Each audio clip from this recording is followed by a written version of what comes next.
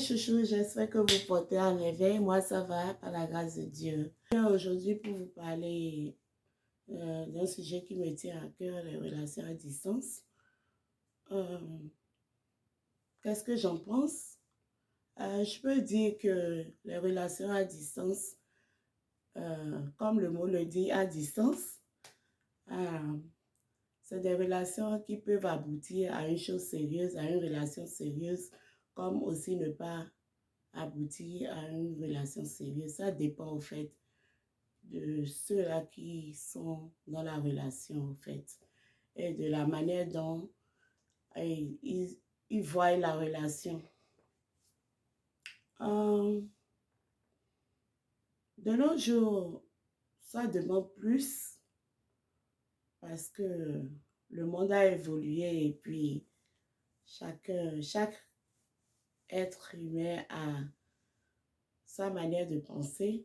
Donc, une relation à distance, selon moi, quand tu connaissais déjà la personne et que vous vous êtes séparés pour un temps,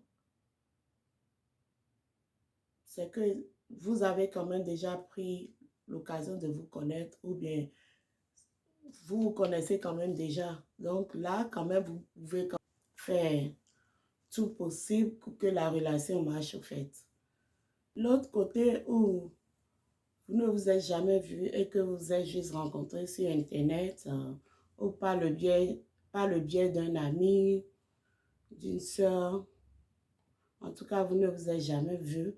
Là, c'est un peu délicat, mais on essaie quand même de voir si ça peut tenir au fait. Donc, moi, ce que je pense au fait, une relation à distance, c'est une relation qui demande vraiment qu'on soit franc l'un envers l'autre. Ça demande la confiance parce que les questions qui reviennent souvent, c'est qu'est-ce que l'autre est en train de faire? Je ne suis pas là, je ne sais pas ce qu'il fait. Ou les moments où il faut parler au téléphone, l'autre n'est pas dispo, ainsi de suite. Le décalage horaire et ainsi de suite. Tous ces facteurs jouent au fait beaucoup. Sur ceux qui ne se connaissaient pas et qui essaient quand même de vivre cette histoire-là. Ceux qui se connaissaient, ils se connaissent, donc ils peuvent gérer. Même si souvent, même quand ils se connaissent, ça n'aboutit pas. Ce que moi je pense, c'est que pour qu'elle puisse réussir, comme je l'ai dit, il faut la confiance. Vraiment, il faut vraiment la confiance et il faut être sérieux, au fait. Je donne un exemple sur moi. J'ai eu à vivre ça et puis me voici aujourd'hui ici. En fait, c'est des relations sur lesquelles il ne faut pas durer, au fait. Like, quand je dis il ne faut pas durer, je fais allusion au fait que quand la personne est à l'extérieur et que toi, tu es ici, je pense que quand même, si tu as l'opportunité de faire venir cette personne-là, fais-la venir et vous voyez un peu ce que je veux dire, non? Fais-la venir et puis tu sais que la personne est avec toi. Mais dans le cas contraire, souvent aussi, il y a les démarches à suivre qui ne permettent pas que ce dernier soit là ou cette dernière soit là. Et puis, les années passent et puis chacun commence à désespérer. Et avec le temps, chacun se dit merde et puis ça avance pas. Chacun prend son chemin. Je pense que pour avoir une relation à distance, il faut cultiver une relation saine, au fait. Comme je l'ai dit, il faut être droit, dire à son prochain, à son partenaire ce qu'on pense. Par exemple, si il y a une heure donnée à laquelle vous vous appelez et que tu appelles et que l'autre ne décroche pas, tu te demandes, oh, mais elle sait que je vais appeler à l'heure là, mais pourquoi elle n'est pas là? Sur le coup, l'autre va se fâcher, ne sachant peut-être pas que l'autre a eu un problème, c'est pour cela qu'il n'a pas pu décrocher ou il n'a pas pu décrocher. Donc, il faut vraiment le courage et puis la patience pour ce genre de relation. Il faut cultiver une relation saine, au fait, être loyal, être véridique, être clair de ce que vous voulez depuis le début de votre relation pour que ça puisse aboutir à quelque chose. Parce qu'à la longue, ça fatigue. Tu es là, tu ne vois pas la personne et puis bon, vous savez, je vous apprends rien. Donc, c'est ça en fait.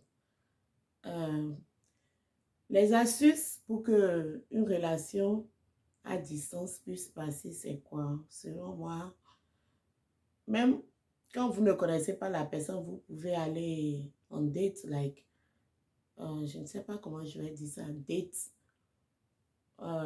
c'est cotiser, je pense.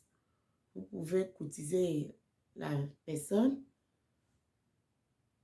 Vous pouvez souvent envoyer des messages qui peuvent dire ceci.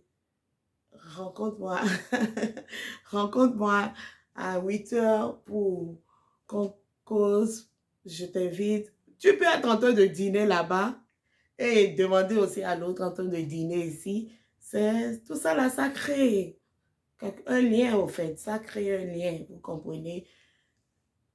Tu peux être en boîte même ou bien quand tu veux sortir, tu as intérêt à dire à l'autre que tu es en train de sortir pour éviter les surprises. Il faut éviter de saouler la personne, c'est-à-dire essayer de toujours poser des problèmes à la personne, à votre conjoint, à votre partenaire. Amener souvent les trucs positifs aussi. C'est pas toujours la négation, quoi.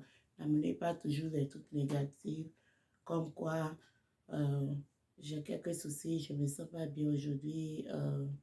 Je ne dis pas de ne pas partager ses sentiments, c'est bien de partager, mais ne venez pas tout le temps parler des trucs négatifs, en fait, ça va saouler l'autre. En fait, c'est ma perception, en fait, c'est ma perception et ce que moi j'ai vécu, dont je vous parle, au fait. Moi, ma relation à distance, ça s'est bien passé et puis ça n'a pas duré. D'autres relations peuvent durer entre quelques mois et quelques années avant que ça n'aboutisse, avant que ces deux personnes soient réunies. Donc, ça dépend de la communication, de la volonté et puis de la patience et de la confiance. Et ça dépend aussi de la manière dont ces deux conjoints se voient dans la relation. Ces deux conjoints ont vraiment envie de faire évoluer la relation, en fait. Donc, c'est ça. Sur ce, je vous dis merci de m'avoir suivi. N'oubliez pas de liker, de vous abonner et laisser les commentaires. Merci et à la prochaine. Bye.